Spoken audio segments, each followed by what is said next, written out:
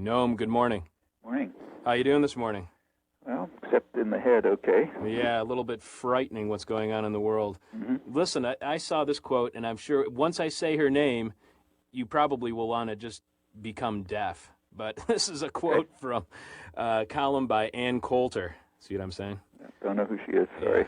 Oh, good. You're a lucky Okay. man. You're a lucky man.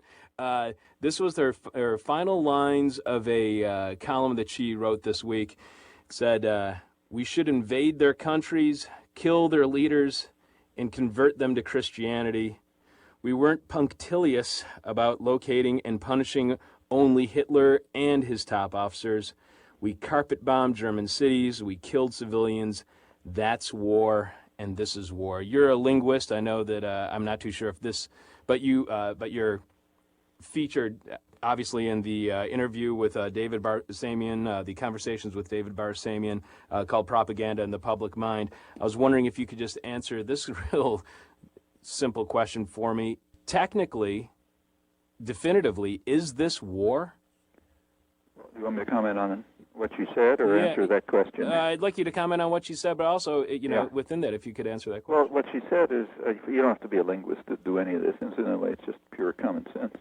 What she said is entirely familiar. All you have to do is change a couple of names, and you read it right off. I mean, change Christian to Muslim, a couple of other names, and it would be a statement by some extremist Islamic fundamentalist, probably far to the extremist side of Osama bin Laden. So, yeah, familiar. I mean, we can hear that among hysterical, change a couple other words. It could be something that the Nazis said about the Jews. It's familiar, It's not, what happens to be different is the choice of the choice of names, but the style and the content are completely familiar, and we know what part of history to assign that to. Is this war? Well, there's no technical definition of war. There is something different about this from anything before. You can decide what word to use. What's different is the direction in which the guns are pointing. If you just take, say, just American history, U.S. history, this is the first time since the War of 1812 that U.S. national territory has been under attack. People have brought up the Pearl Harbor analogy, but that's inappropriate. On December 7, 1941, 2 American colonies were attacked, colonies that had been taken from their inhabitants quite violently, hundreds of thousands dead in the Philippines. So this is different. This is the national territory. Throughout this almost 200 years, the guns have been pointed the other way. They were pointed at the indigenous population, which was essentially exterminated. They were pointed at Mexico. We're sitting on half of Mexico. And then, don't have to run through the history in the rest of the world. This is the first time that it's been the other way around. The events themselves, horrible as they are, aren't by no means unprecedented. It's just that they usually take place in the what we call the third world, the former colonial world. If you go back to the history of Europe, that's even worse. They've had plenty of violent, murderous wars internally Europe, but it's one European country attacking another. Meanwhile, they have never had, while they were busy conquering the world, they, not in a very pretty way, incidentally, they weren't being attacked on the home territory by Africans, Chinese, East Indians, Latin Americans, and others. They were killing others brutally, and that's how they conquered the world. Well, this is a change. If we ask whether that last 500 years has been a war, okay, call it a war if you like, then this is a continuation in which the usual victims happen to be striking back in the home territory of the usual conquerors. This is all apart from questions of justice or anything else, just a description. I saw Bill Bennett, former Secretary of Education under Reagan and former drug czar, which is a term I really abhor, under the first Bush, on TV, and he goes around and always saying that he is the expert on morals for Americans. And he said that he was on a show just during this past week, And he said that, we are good and they're evil. And there was a journalist he said he didn't want to mention the name of on the show. And the journalist said, well, you have to remember that while we think what we're doing is right and good, these people, no matter how despicable their act, they believe what they did is right and good. And Bennett said that we had to overcome this moral ambiguity in that we are good, and then he referred to Islamic fundamentalists as animals. Is there a moral ambiguity by seeing it from both perspectives instead of just, conforming to the idea of us being good and them being evil? Well, let's again switch it, move it to them. I mean, should they face moral ambiguity, or should they just assume we're good and the U.S. is evil? I mean, do we even have a question about that? I mean, of course they should face the moral ambiguity. And so should we, especially with our history of extraordinary violence. Furthermore, as William Bennett knows perfectly well, the United States has absolutely nothing against Islamic fundamentalist fanatics. In fact, it recruited them and trained them and armed them for its own purposes, including Osama bin Laden, in Afghanistan. Its purposes were to harass the Russians and, in fact, probably prevent their withdrawal from Afghanistan, to harass them more. They were even carrying out terrorist attacks inside Russia, which the U.S. was supporting. Saddam Hussein happens to be a secular Islamic lunatic and monster, much worse than any of them. But William Bennett and the United States were supporting him happily, right through his worst atrocities. I mean, gassing Kurds, everything else, getting massive U.S. support. The U.S. thought he was great. Suharto is probably one of the biggest killers of the late 20th century, Islamic. Our kind of guy, the Clinton administration described him. He took power by killing maybe 1 million people, nobody knows, in a coup, mostly landless peasants. The U.S. thought that was great, loved him, supported him through all his atrocities, practically destroyed East Timor, one of the worst acts of near genocide in the late 20th century. Fine, nothing wrong with him. That's quite apart from what the U.S. does itself. I mean, there was a time when the worst murderous gangsters were the Catholic Church. And it's not that far back. William Bennett remembers it. It was in the 1980s. I mean, the war against Central America was to a large extent a war against the Catholic Church. The decade, after all, began with the assassination of an archbishop. The decade ended, 1989, with the murder of 6 leading Jesuit intellectuals. They were killed by forces armed, trained, guided, supported by the United States, including William Bennett. There's no moral ambiguity there. I mean, you can, if you want, you can follow Bennett's line, which is the line of the Nazis, the Stalinists, the ultra-Islamic fundamentalists, and a whole host of others. Namely, we're good, they're bad, period. No further discussion. Yeah? If he wants to join that team, fine. But I would say he's excluding himself from a society of decent human beings, just as they were. Throughout the week, President Bush and many of the people who are in knee-jerk response with his line of thinking have been using some combination of the words that this is a war against freedom, democracy, opportunity, or some combination of those 3 words at some point along the line. Is this a war against freedom, democracy, and or opportunity? Bush may believe that, but the people around him certainly don't. If you want to find out what it's a war against, just take a look at any serious commentary. For example, the Wall Street Journal, not a particularly radical rag. They had a perfectly serious article yesterday, actually. To their credit, it's the first one I've seen in the United States, in which they asked, what is this about?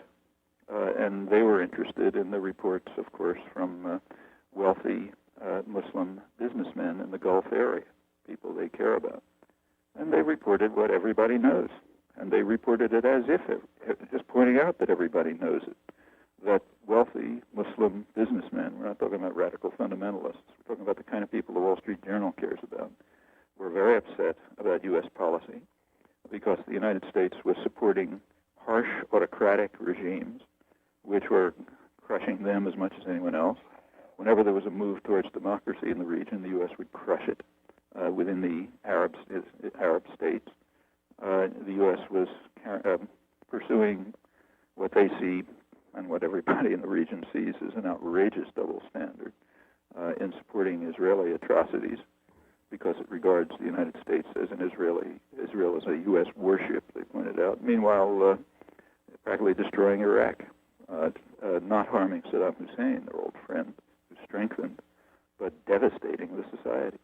Well, that's not a war against freedom and democracy. It's a war having to do with very clear and explicit policies. In fact, the U.S. happens to be a part of these people.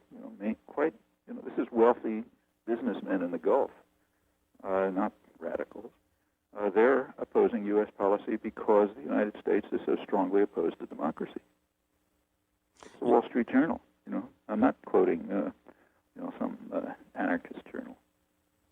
Noam, I know that you're really strapped for time, and I really want to, just thank you for coming on the show, even for a brief time this morning. It's an honor to have you on the show, and I really appreciate the support that you've shown for us in the last few weeks.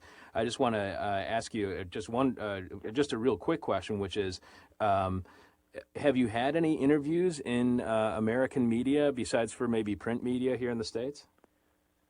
Well, I've been on hundreds of interviews, but they're almost all national radio or television overseas. Here, a few, like your program, or a couple of Pacifica programs, but mostly overseas, though. Mostly overseas. Yeah. All right, and this is the last question we have for you, Noam Chomsky. It's the question from hell. Are you ready, sir? Okay. All right.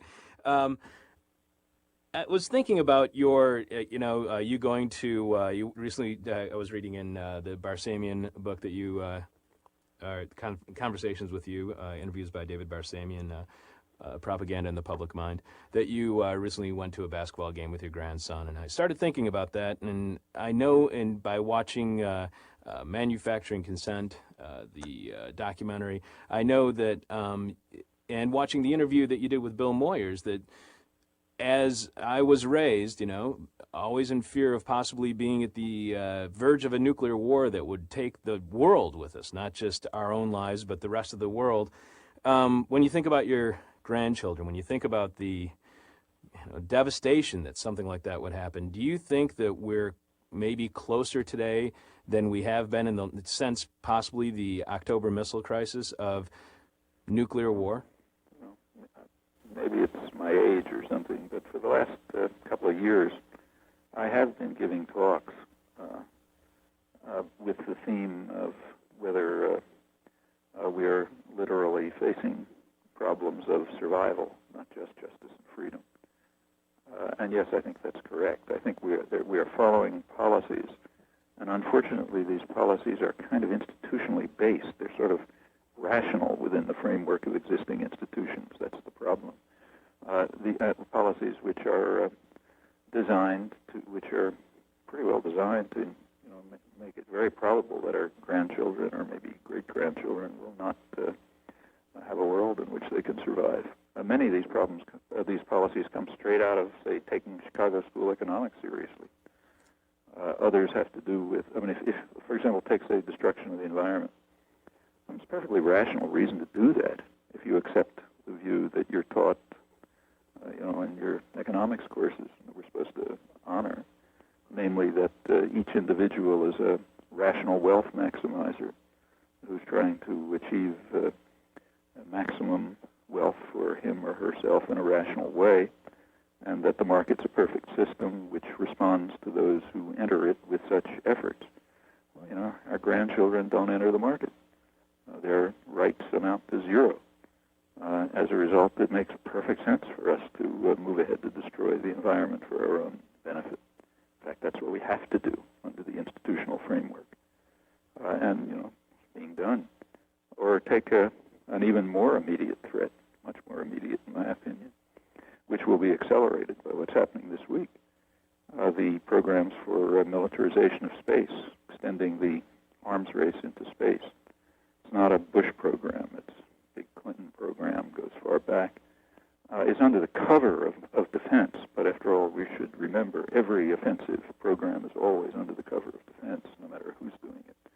So the cover cover is missile defense, which has practically nothing to do with it. It's a program for expanding the capacity to have offensive military weapons placed in space and capable of lethal, instantaneous devastation, but under conditions of almost instantaneous use. That's going to mean no time to deliberate.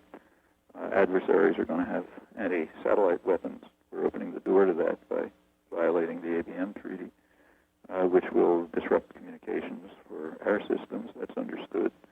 Therefore, that's the overwhelming dominance and the split-second reaction. Now, it's almost a prescription for destruction. So we're plunging straight ahead. This will be accelerated by, it's already been pointed out.